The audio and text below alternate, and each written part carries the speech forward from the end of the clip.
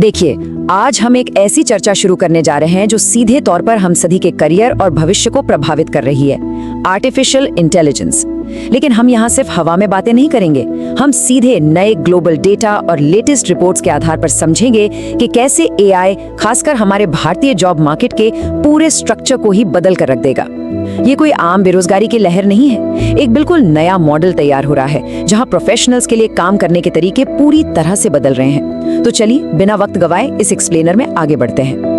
Okay, तो जल्दी से इस डिस्कशन के रोड मैप पर नजर डालते हैं। हम शुरुआत करेंगे एआई जॉब पैराडॉक्स से, फिर देखेंगे भारत का सेक्टोरल ट्रांसफॉर्मेशन, उसके बाद सबसे जरूरी एंट्री लेवल संकट, एजेंटिक एआई काम कैसे करता है, और आखिर में प्रोफेशनल्स के लिए जरूरी स्ट्रैटेजीज। तो शुरुआत करते हैं हमारे पहले हिस्से से, द एआई जॉब पैराडॉक्स, यानी एक ग्लोबल मैक्रो इकोनॉमिक संतुलन।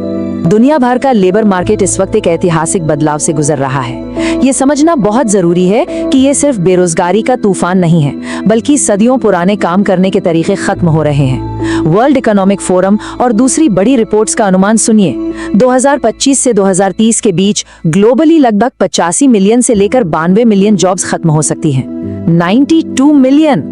ये बेसिकली वो जॉब्स हैं जिनमें एक जैसा काम बार बार किया जाता है, क्योंकि एआई ऐसी चीजों को बहुत आसानी से ऑटोमेट कर लेता है। सुनकर थोड़ा डर जरूर लगता है ना? लेकिन अब जो सबसे दिलचस्प बात यहाँ सामने आती है वो इसका दूसरा पहलू है। एक तरफ जहाँ 92 मिलियन जॉब्स जा सकती हैं, वहीं अनुमान ये भी है कि लगभग 97 मिलियन से लेकर 170 मिलियन नई भूमिकाएं यानी नए रोल्स क्रिएट भी होंगे। इसका सीधा सा मतलब है कि ग्लोबल लेवल पर लगभग 78 मिलियन नेट जॉब्स का फायदा हो सकता है। तो असल में काम खत्म नहीं हो रहा है, बस काम का स्वरूप पूरी तरह से बदल रहा है।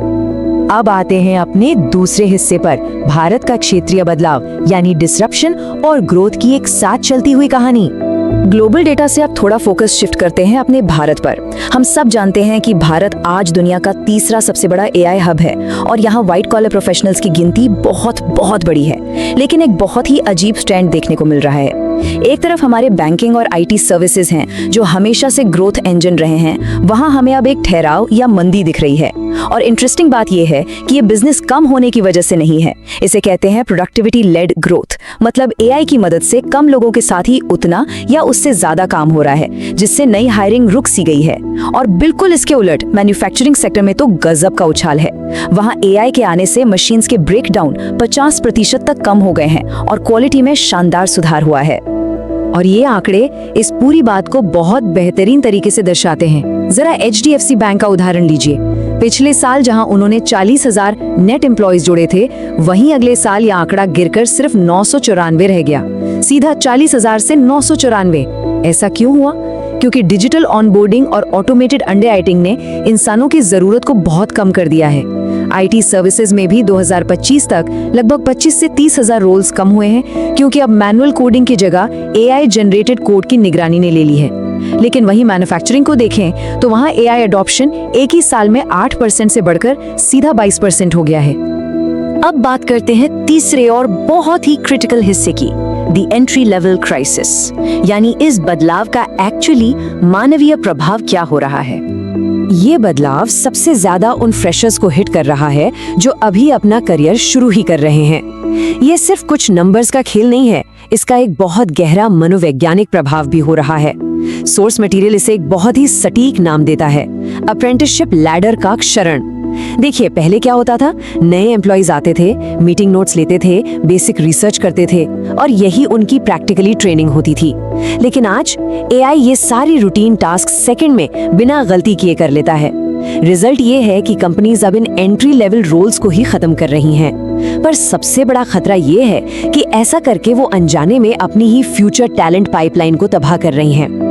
तो सबसे बड़ा सवाल जो यहाँ उठता है वो ये है कि अगर एंट्री लेवल पर होने वाले सारे बेसिक काम एआई कर लेगा, तो आने वाला जूनियर टैलेंट उस काम के पीछे का असली लॉजिक यानी क्यों और कैसे सीखेगा। यही डर है जिसके चलते 2026 में ग्रेजुएट होने वाले लगभग 90% स्टूडेंट्स ये मानते हैं कि एआई उनकी एंट्री लेवल जॉब्स को पूरी तरह से खत्म कर देगा। और सच कहूँ तो ये वाकई एक बहुत बड़ा संकट है।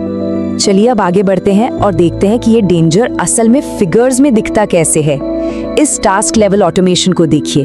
डेटा एंट्री में 90%, टियर 1 कस्टमर सर्विस में 85% और यहाँ तक कि जूनियर सॉफ्टवेयर डेवलपर्स के कामों में 75% ऑटोमेशन की संभावना है।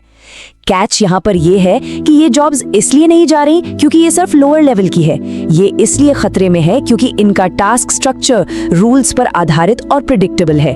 और हम सब जानते हैं कि रूल्स और पैटर्न समझने में एआई किस हद तक आगे है। तो अब चलते हैं अपने चौथे हिस्से की तरफ, mechanics of agentic AI, prompting से लेकर ऑर्केस्ट्रेशन तक का सफर।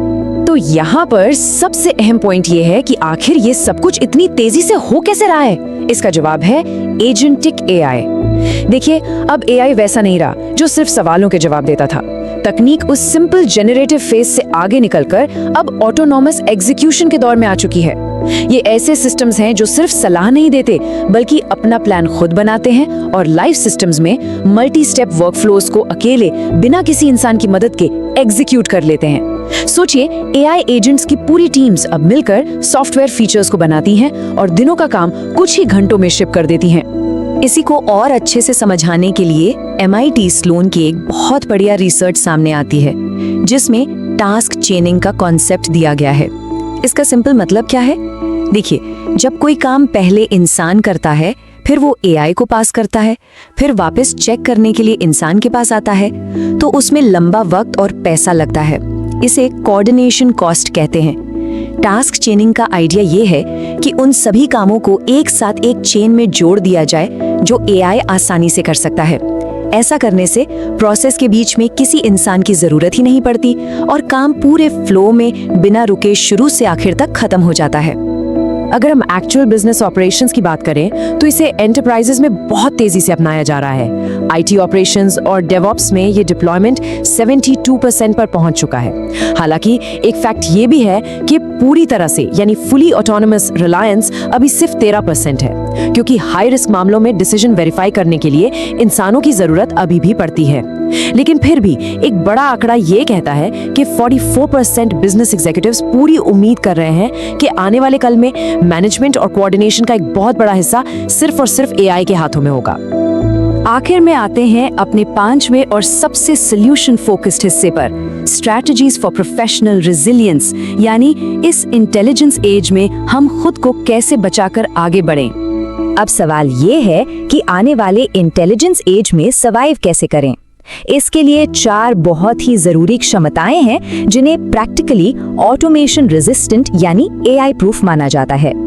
पहला, फिजिकल डेक्सटेरिटी इन केओस, मतलब अनप्रेडिक्टेबल सिचुएशंस में फिजिकल स्किल, जैसे एक इलेक्ट्रिशियन या प्लम्बर का काम। एआई किसी 90 साल पुराने उलट-पुलट घर की वायरिंग नहीं सुलझा सकता। दूसरा, सच्ची सहानुभूति और ट्रस्ट, जो सिर्फ एक नर्स या थेरेपिस्ट ही दे सकता है। तीसरा, एथिकल अकाउंटेबिलिटी, जैसे किसी जज या सर्जन का काम। उन्हें अपने फैसलों की भारी जिम्मेदारी लेनी पड़ती है जो कोई मशीन नहीं ले सकती। और चौथा, क्रिएटिव इंट्यूशन, जैसे एक क्रिएटिव डायरेक्टर का विजन। एल्गोरिदम्स पुराने पैटर्न्स को मिक्स कर सकते हैं पर जेन्युइनली एक नया विजन क्रिएट नहीं कर सकते। कॉर्पोरेट लेवल पर भी सर्वाइवल के लिए कुछ कदम उठाना एकदम जरूरी है। ऑर्गेनाइजेशंस को सिर्फ एक छोटे टास्क को ऑटोमेट करने की बजाय पूरे वर्कफ्लो को नए सिरे से डिजाइन करना होगा।